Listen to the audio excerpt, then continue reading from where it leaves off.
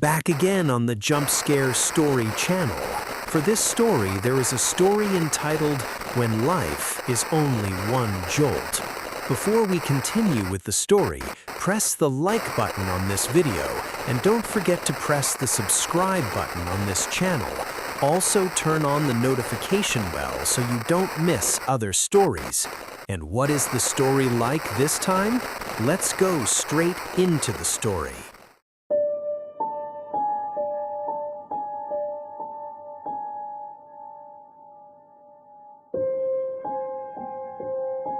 That afternoon, the atmosphere in a simple house with walls partly made of bamboo felt so calm.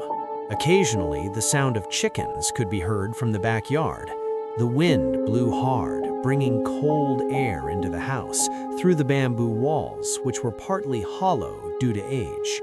Siska, a 30-year-old woman, entered the house carrying a black plastic bag in her hand. "Cindy," Irma's voice broke the silence. That afternoon, he stood at the doorstep of the house holding a bag that was still half open. "Cindy, look what Mother brought for you." Usually, every time Siska came home from the market, Cindy, her only daughter, would run to greet her, her tiny hands fighting over the plastic bag, looking for her favorite snacks, chocolate candy and torn bread. But this time, there was no sound of small footsteps, no laughter. "Cindy, where are you?" Siska put the bag on the table. Her eyes scanned the messy living room. A small teddy bear lying on the floor, Cindy's bedroom door open, the fan still spinning slowly, but the bed empty. "Sylvie," her tone began to change. "It's always like this every time she plays. It's never cleaned anymore." Siska walked quickly to the kitchen, then to the backyard. There was no sign of the child. He even called to the back garden, where Cindy usually played. The land was silent. Only the wind rustled through the banana trees. Where is Cindy? It's not usual for her to leave the house alone. Could it be? Before Siska could continue her sentence, the sound of a motorbike stopped in front of the house was heard. Tony, her husband, got out with a jacket full of oil stains. He looked relaxed and even whistled a little before opening the gate. "Sir, where have you been? You're really dirty." Siska looked at her husband. "I just came from the repair shop. I usually change my motorbike's oil." Tony immediately parked his motorbike in the yard. "Why are you so early to be home?" "Yes, the market isn't that busy today." "Oh yeah, sir," Siska approached quickly. "Have you seen Cindy? She hasn't been home for a while." Tony turned his head with a straight face. "Oh, Cindy," he said quietly while taking off his helmet. "Indra picked her up earlier. He said he wanted to take her to the city for a family event." Siska froze. "Is Indra my ex-husband?" "Yes, he came this morning when you were selling at the market. I didn't give permission, but he said it would only be for a short time, 2 or 3 days. Siska frowned. "But usually he gives me a heads up, never suddenly like this." Tony shrugged, opening the door of the house. "Maybe he's in a hurry. Why is it his own father anyway?" Anga interrupted, putting the motorbike key on the table. "Don't worry. Instead of you being like this, it's better to make me some food. My stomach is hungry." Siska didn't answer. She just nodded slowly and immediately walked towards the kitchen, leaving Tony in the living room. Before marrying Tony, a 34-year-old man, Siska had been married to Indra, a man from the city who worked as a security guard at a company in the city. But because of the selfishness and stubbornness of both of them, the marriage finally failed. But their divorce didn't make Indra forget his responsibility to Cindy, their only daughter. 1 year passed. Siska, who was 29 years old at the time, was finally married to Tony, a project foreman in the neighboring village. Tony had a very gentle and responsible nature, not only to Siska, but also to Cindy, his stepdaughter. Siska and Tony's busy schedules often left Cindy, who was 7 years old, at home alone. Sometimes Cindy was left with their neighbor, Mrs. City. "Why hasn't Indra called me yet?" Siska asked when they had just finished enjoying dinner. Her voice sounded so worried. "I'm worried something happened to Cindy." "I don't know either, sis. I'm worried too. Try calling her. Who knows, maybe she forgot to tell us." Siska took the cell phone on the dining table and immediately dialed Indra's ex-husband's number. But several times she tried the number, she couldn't reach him. "The number is not active, sir." Siska's voice sounded almost desperate. "Is it possible that the signal there is bad?" "Let's rest first, so I can contact him tomorrow." Siska gave him a sharp look, but finally complied. Morning began to fall. The sun crept up from its hiding place. As usual, every Sunday, Siska and Tony always spent time at home together. But this time, the house felt so quiet without laughter and jokes from Cindy. Siska sat in the front seat, her eyes never leaving the small road that led to the house. Every time a motorbike passed her, her heart pounded. But it wasn't Indra and Cindy who came. The clock showed 9 a.m. Siska was still sitting on the porch, while Tony sat in the living room watching television, the remote in his hand, his face blank, as if nothing had happened. "Sir," Siska finally spoke, "I'm not calm. I want to follow Indra to his house if this is how it is." Tony turned off the TV. "It's a long way to go, dear. What are we gonna ride there anyway? My motorbike doesn't have any papers. If it does, we'll get a ticket from the police." Don't panic. The child is safe with his father. Besides, it's only been a day. It's like you don't believe in Indra. He's a diligent worshiper. How could he not look after his child?" Siska was silent. What Tony said was true. Indra is not a cruel or rude man, even when they were with the man. He never once hurt or beat Siska. The divorce that occurred between them was purely due to differences of opinion and their stubborn nature. The night fell so quickly. The village atmosphere felt so quiet. Only the occasional barking of dogs could be heard from the end of the road. Tony was already asleep in the room, while Siska was still awake beside him. For some reason, the night air felt colder than usual. He pulled the blanket, but the hairs on the back of his neck still stood up. "Cindy," Siska whispered softly, as if hoping the name would call back. "Where are you, son?" Knock, knock, knock. "Mr. Tony, I think there are guests outside." Tony opened his eyes. Half of his face was annoyed. "What's wrong, son?" "I heard someone knocking on the door outside. Who knows, it's Indra and Cindy." "How could they come at this time of night, sis?" he muttered lazily while pulling the blanket. "Go to sleep. Don't think too much. Tomorrow we'll go to Indra's house. You'll be satisfied, right?" "But bro," Siska wanted to reprimand him again, but seeing Tony's face starting to tense up, she chose to remain silent, but her thoughts were spinning nonstop. Siska slowly started to lift the blanket that was covering her body. Her feet felt cold when they touched the ceramic floor. The sound of the hinges rubbing as the door slowly opened.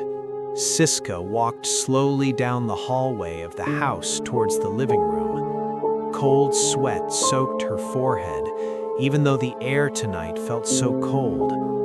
Talk, talk, talk. The sound of knocking on the door was heard again. With hesitant movements, Siska started to open the door of the house.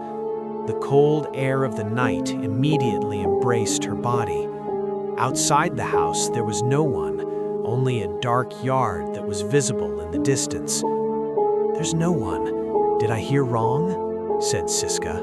He immediately closed the door and immediately went back into the room. That night, Siska couldn't sleep. She was worried about her daughter Cindy's condition. Morning came so quickly. The sun crept up. The yellow light felt warm when it touched her skin. Siska hadn't slept yet. She sat on the edge of the bed, staring at the slightly open door. The house now felt really quiet, since Cindy went to the city with Indra a few days ago. "Your face is really pale. Haven't you slept?" asked Anga. "How can I sleep, sir, when I haven't heard from my daughter yet? Sylvie went with her biological father, Indra, so you don't need to worry. I'm sure Indra will take her home. He promised me he would take Cindy home in 3 days." "Okay, whatever. It's up to you," Tony replied. He immediately stood up from his seat. "I'm going to the project first. You go to the market yourself. I can't take you because I have a meeting with people from the office this morning." Siska didn't answer, her eyes staring blankly at the plate in front of her. That morning, with a pale face, Siska walked towards the market while carrying a basket filled with ingredients for selling rujak. The air this morning felt so cold. The ground along the road felt a little muddy because of the dewdrops. When in the middle of the road, suddenly one of her neighbors called Siska. "Miss Siska!" The loud voice made Siska, who was walking, immediately stop and turn around quickly. Mrs. City, one of her neighbors, was standing at the fence of the house. "Mrs. City, do you want to buy some?" said Siska while showing her ingredients. "Wow, that's okay, miss. It's for eating. After cleaning, it's great," Mrs. City answered enthusiastically. "Oh yeah, miss. How come I haven't seen Cindy for a long time? Where is she now? My son said she hasn't been to school for 3 days." "Yes, miss. Cindy was invited by Mas Indra to the city. He said there was a family event there." "Family event? How unusual, miss. I feel like Mas Indra never invites Sylvie, even if there's an event when he's at school." "I'm sorry, miss. You used to ask me to look after Cindy when you had events in the city," continued Mrs. City. "That's why, ma'am, I've been worried for the past few days, because Indra isn't usually like this," Siska replied. Her hands were nimbly mixing rujak in a small mortar. The atmosphere suddenly became quiet. The aroma of peanuts and spices wafted from the mortar in front of Siska. Indra's change not only made Tony and Siska anxious, but also Mrs. City, the person who had always helped her take care of Cindy. "This is the rujak you ordered, ma'am." Siska gave a package of rujak to Mrs. City. Mrs. City gave a 10,000 rupiah note to Siska. "Miss, don't forget to try calling or coming to Mas Indra's house. If you don't mind, we'll take you there. It just so happens that my husband isn't working, so there's a car sitting idle at home." "Oh, yes, ma'am, thank you." Siska immediately stood up and walked back towards the market. Night fell so quickly. The clock showed 11 p.m. Siska was still not asleep, while Tony was already snoring beside her. Outside the house, light rain began to fall. Cold air entered the room, carrying the smell of wet earth and rotting leaves that was so pungent. Suddenly, a clicking sound was heard from Sylvie's room, like a toy being turned. Siska approached slowly to turn off the device, but when she turned around, the teddy bear on the bed fell to the floor by itself. Siska gasped. Her heart was beating fast. She bent down to pick up the doll. It was cold and wet on the bottom, as if it had just been washed with water. Siska looked at the floor. There were small, wet footprints, like a child's footprints, walking from the direction of the bathroom door towards the bed. Siska bit her lip to hold back a scream. Her hands were shaking violently. "Cindy," she whispered softly. There was no answer, only the sound of water dripping from the bathroom. Siska opened the door quickly. The bathroom was empty, but the air inside felt very cold. Water seeped out from the floor, and a faint fishy smell pierced her nose. Siska stepped back and covered her nose. What is this smell? Could it be that the drain is clogged? Siska hurriedly closed the bathroom door. She stared for a moment at the bathroom door, which was now closed, but she saw something before the door completely closed, like a small shadow standing in the corner of the room, her hair covering her face, her white dress dripping with water. The next day, Siska decided to tell her husband Tony what she had experienced. "Sir, if you have a day off, please clean up the bathroom floor, okay?" Siska's voice was heard softly, breaking the silence at the dining table. Tony stopped eating his breakfast for a moment. "Why? It's nothing." "Last night there was a bad smell in the bathroom. I was afraid there was a dead rat in the water." "Oh yeah, tomorrow if I have time I'll clean it up," Tony replied, his tone sounding very calm.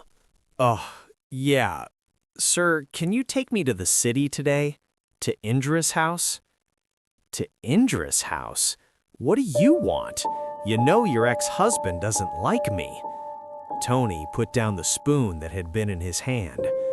"What are we gonna ride there anyway? You know my motorbike is just an old one. It's not like I'll get a ticket. How about we borrow Mrs. City's car? Yesterday she said that her husband has no work, so the car is idle." "No, I don't want to. I'll try to get a loan at work." After a while, Tony immediately left the house to go to the project where he worked. After making sure that her husband had gone to the project, Siska immediately went to Mr. Joko's house, the head of the neighborhood association. Her face was pale and her eyes were swollen. "Sir, please help me find Cindy.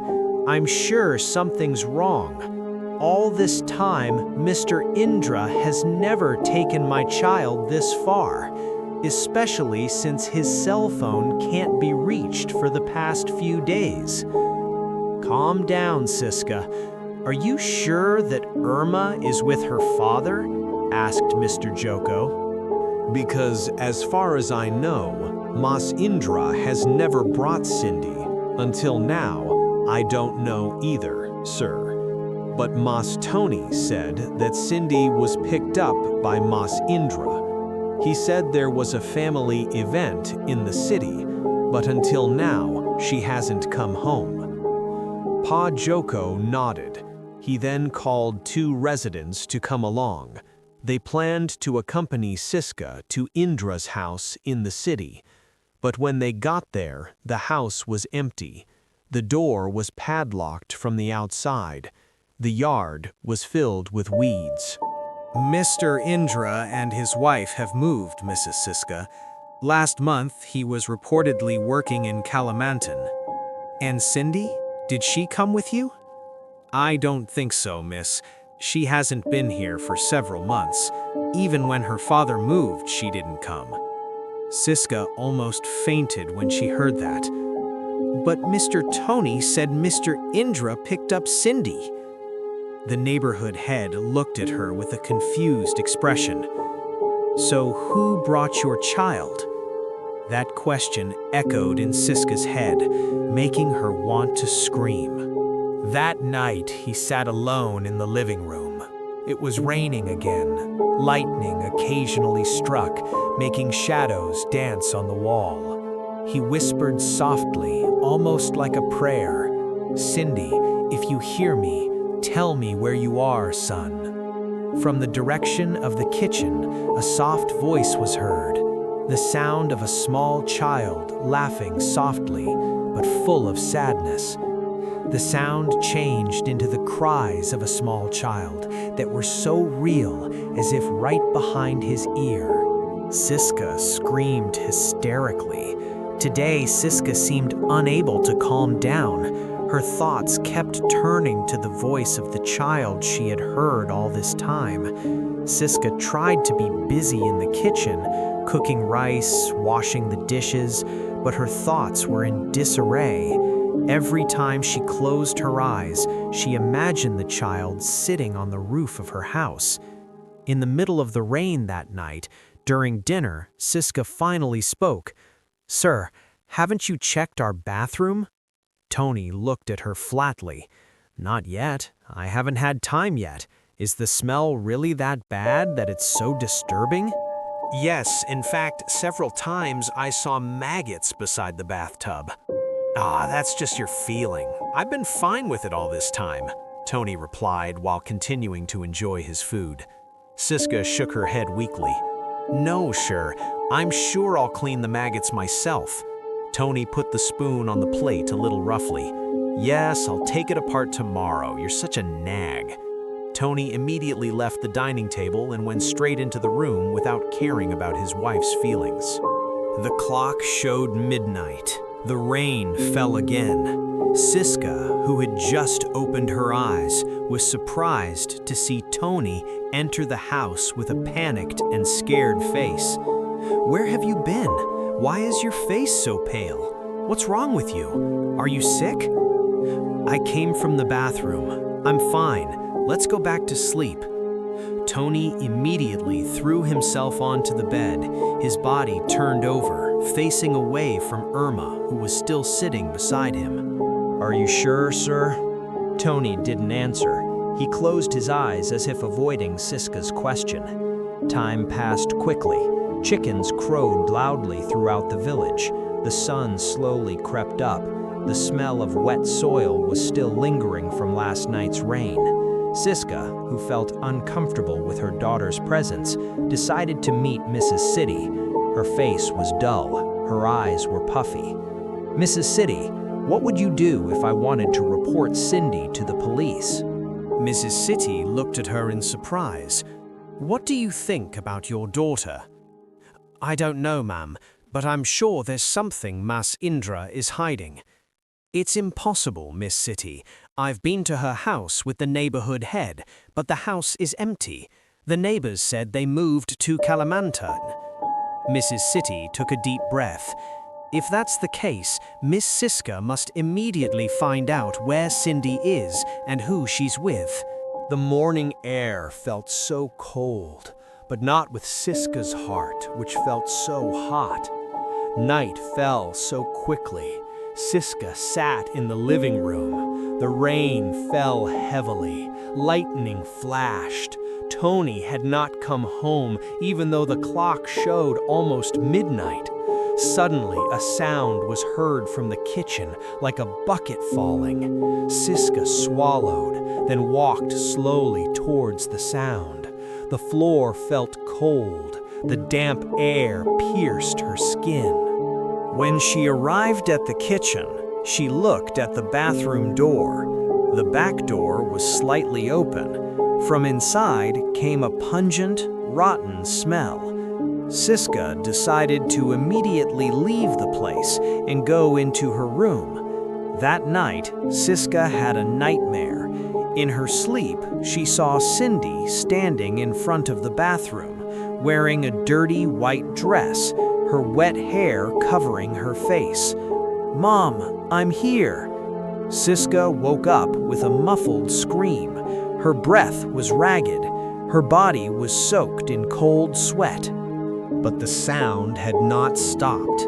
From the direction of the bathroom, a small sob was heard.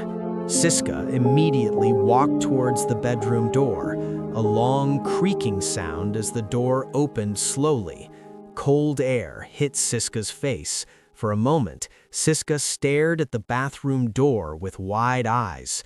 From outside, the sound of thunder echoed loudly, and as if at the same time from the direction of the bathroom, a sound of dripping water was heard.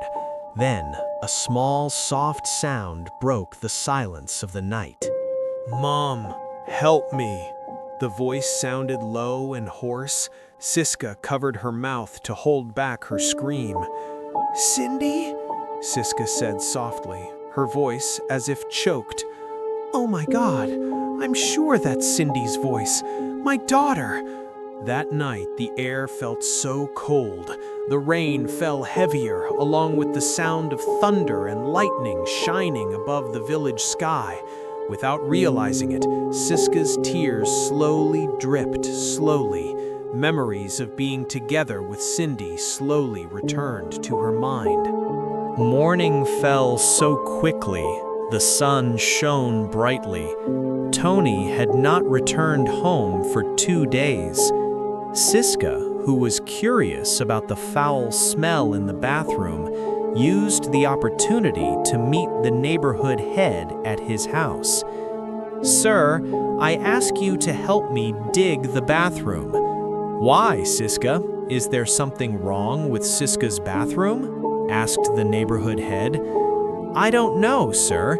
It's just that for almost 2 weeks now, I've been smelling a foul and rancid smell in the bathroom." Without waiting long, Siska, accompanied by Mrs. City, the RT head, and several other residents, immediately walked towards Siska's house.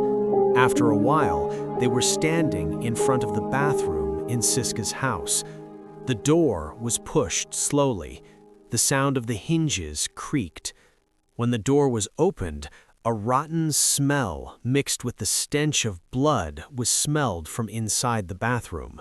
The damp air slapped the faces of several people who were there. "Miss Siska, this smell, oh my God, it's really pungent." The neighborhood head covered his nose with his sarong. His face was pale. His eyes were watery because of the pungent stench from the bathroom.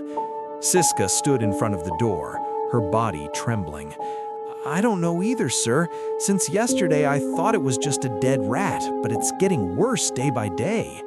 Several residents who were there also immediately covered their noses with their hands. 2 young men standing beside the neighborhood head were already carrying a crowbar and a shovel. "Let's take a look.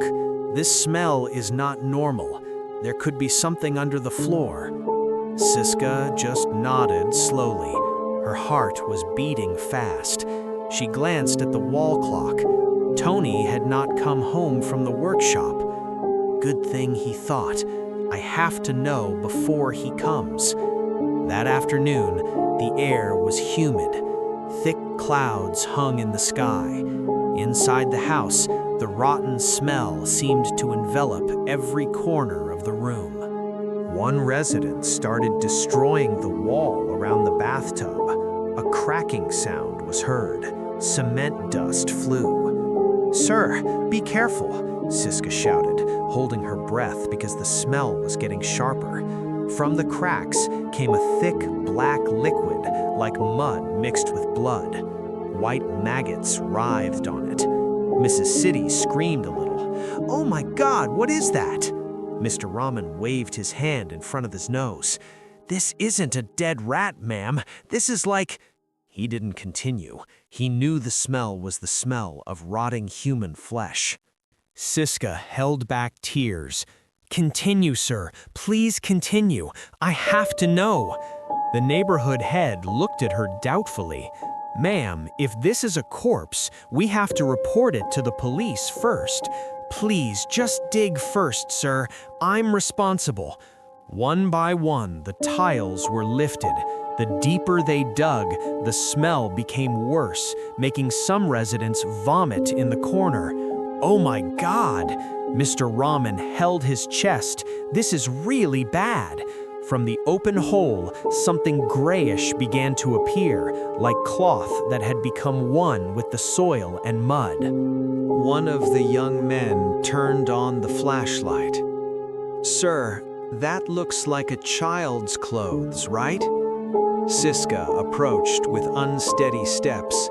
The young man pointed to the end of a shabby white cloth with a small floral motif. Siska immediately screamed, "That's Cindy's clothes!"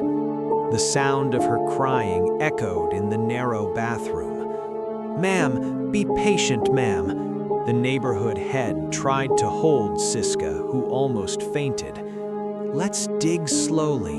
Don't touch it yet." A few minutes later, after the soil was lifted about half a meter, the smell became more pungent. A mixture of fishy rot and damp soil from behind the clump of earth. Something appeared that made everyone freeze. A small, stiff, pale hand. Its fingers were just bones, still wearing a rusty pink bracelet. Mrs. City screamed and stumbled backwards. "Oh my God!" The neighborhood head looked at Siska with a tense face. "Mrs. Siska, I ask for your permission to report it to the police right now. This is clearly not an animal carcass." He covered his mouth with both hands. Her tears wouldn't stop. "Cindy, oh my God, my child!" The neighborhood head immediately left the house while shouting to call other residents. "Quickly, call the police! There's a body in Mrs. Siska's house!" While waiting for the officers to arrive, Siska sat in the living room, her body shaking violently. From the kitchen, there was still a foul smell mixed with mud. Residents gathered outside, whispering, "So it's true what people say. That's Mrs. Siska's child. So that means all this time." Siska closed her eyes, crying hard. I don't know. Several mothers tried to calm her down. Mrs. City rubbed Siska's back gently. "Be patient, ma'am. If it's really Cindy, I hope her soul rests in peace. The important thing is that the truth has been revealed." Siska shook her head. "I just want to know who was so cruel." About half an hour later, 2 police cars arrived. Officers immediately put up a yellow line around the bathroom. A police officer approached and spoke firmly. "We ask all residents to move away. The evacuation process will begin immediately." Siska stood near the door. The officers took photos, took samples, and then slowly lifted the lump of earth covering the small body. When the body was completely lifted, Siska screamed hysterically. The small body was wrapped in a children's blanket with a picture of a rabbit that Cindy used to sleep on. Her clothes were exactly the same as the ones she wore. One officer looked at Siska. "Ma'am, please calm down. We will do the identification." Siska just sobbed. "No need. That's my child. I know very well." When night began to fall, Tony finally came home. He was shocked to see his house surrounded by residents and police lines everywhere. "What's going on?" he asked in a loud voice. The RT looked at him coldly. "Mr. Tony, we just found something under the bathtub, the body of a small child." Tony's face suddenly turned pale. Siska stepped forward, her face wet with tears. "Do you know who?" Moss Tony looked at Siska with red eyes. "What are you talking about, sis?" Siska pointed towards the bathroom. "Cindy is my daughter. She's in there." All eyes were on Tony. The sound of whispers from the residents began to be heard. So what people suspected all this time was true. He was the one who killed her? Tony trembled, but tried to control himself. "Are you crazy, sis? I don't know anything." Siska looked at him with anger and hurt. "You said that Moss Indra picked her up, but I've been to Moss Indra's house. He never came here, never picked Cindy up. Even their family moved a few months ago to Kalimantan. Why did you lie?" Tony swallowed. His face started to sweat. I'm just afraid you'll be angry when you find out that Cindy went alone." "A 7-year-old child went alone? Do you think I'm stupid?" The police began to approach. One of them looked at Tony suspiciously. "We need you to come to the office for questioning." Tony took a step back. "I'm not wrong, sir. I just..." Siska looked at him with empty eyes full of tears. "You killed him, right?" Tony was silent. The air felt frozen. Everyone held their breath. "Admit it, sir. I just want to know why."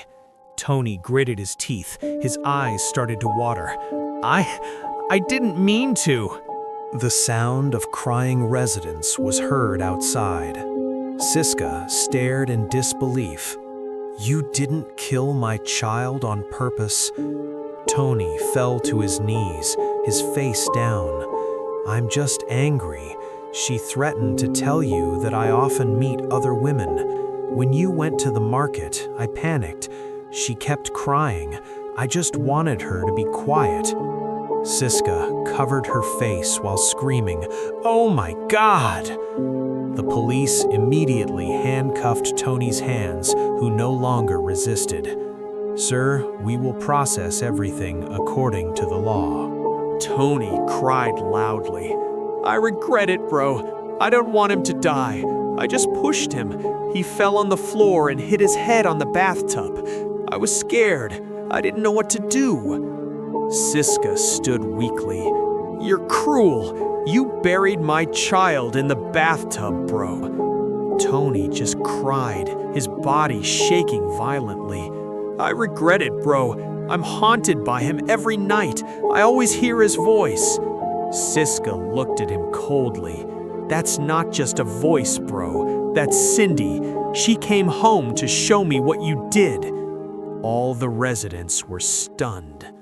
Outside, the officers pulled Tony out of the house, leading him to the police car. Before entering, Tony turned to Siska one last time, his face full of tears in regret. "I'm sorry, Siska." Siska didn't answer. She just stared blankly at the bathroom, which was now filled with police and yellow lines. The stench was still there, but in the humid air of the afternoon, Siska felt something slowly leaving. Outside, residents were still whispering, but Siska didn't care anymore. She stood in front of the house door, staring at the yard that was starting to get dark. The afternoon wind blew softly, carrying the scent of wet earth and the remains of the night rain. Irma's house was now quiet. Only yellow lines and traces of wet earth in the bathroom remained. Residents had gone home. The police had finished collecting the evidence. Siska sat alone in the living room, staring at the still damp dirt floor, her hands trembling holding Cindy's small doll that was found on Cindy's chest. "I'm sorry, I can't take care of you." The wind blew from behind. A soft voice was heard like a child's joke. Several weeks passed after the police finished performing an autopsy on Cindy's body. Cindy's body was finally returned to the family for a proper burial. That afternoon, the air felt so hot, the wind seemed reluctant to blow. The green leaves stared calmly. Siska's house this afternoon was already crowded with mourners. Several male residents were seen busy preparing tents and plastic chairs, while several mothers were knitting flowers on a string. The aroma of camphor and flowers wafted around the house. Siska's sobs echoed, breaking the silence that afternoon. "Assalamu alaikum," a voice was heard from the direction of the house door. Siska, who was sitting beside her daughter's body, immediately turned towards the voice. It was seen that Indra and his wife were already standing in the doorway. Slowly, both of their feet entered the house. Indra's tears were visible in the corners of his eyes. His body staggered, almost collapsing. "What actually happened to Sylvie?" Indra asked, his voice soft, almost a whisper. "How could that man kill my daughter?" "I'm sorry, sir. I failed to protect Cindy." Siska's face lowered. Indra turned to Siska with an angry look. Tears were still dripping from both of her eyes. "Sorry? You said sorry? After what happened to Cindy? Now you're saying sorry? Do you think your sorry words can make her live? You think your sorry words can make everything go back to the way it was? Snapped Indra, his voice booming throughout the room, making everyone in that place shocked. It's all over. It's all happened. Besides, this isn't Siska's fault. Rani, Indra's wife, tried to calm her husband down. This is not Siska's fault, but because of her selfishness and stupidity about love, my daughter has to be a victim of her own stepfather's cruelty. Siska did not answer. Her face continued to look down. 2 years ago, exactly 1 year after her divorce from Indra, Siska and Cindy met Indra in the city, accompanied by Tony. Their arrival was not only to visit, but also to inform him of Siska and Tony's wedding plans. But this was not welcomed well by Indra, the man who had been married to Siska for almost 5 years. Indra invited his ex-wife to the back of the house. Indra asked Siska to abandon her intention to marry Tony because some people had said that Tony was not a good man. He was often seen walking with many women in the neighboring village. But Siska rejected the advice. Siska felt that Indra only wanted to ruin her happiness because until then, Indra had not found a replacement. Indra, who felt it useless, finally let the marriage happen. Until finally, what he feared actually happened.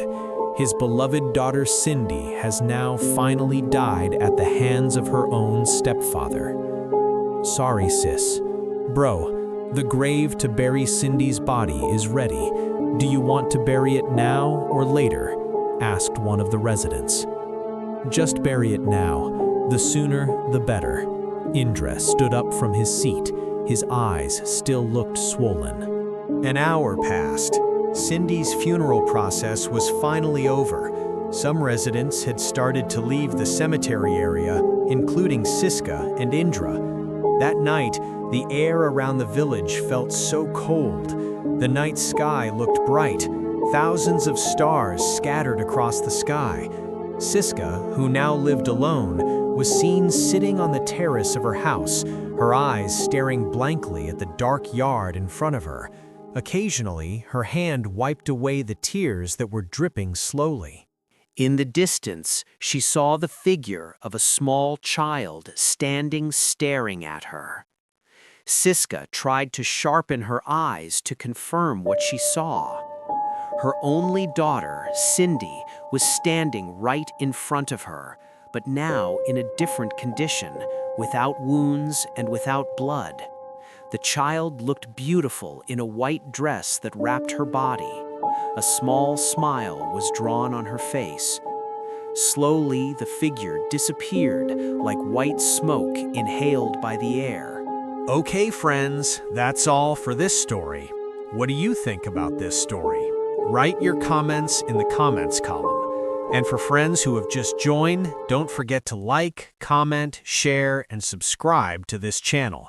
And wait for the next horror stories on the Jump Scare Story channel. Bye.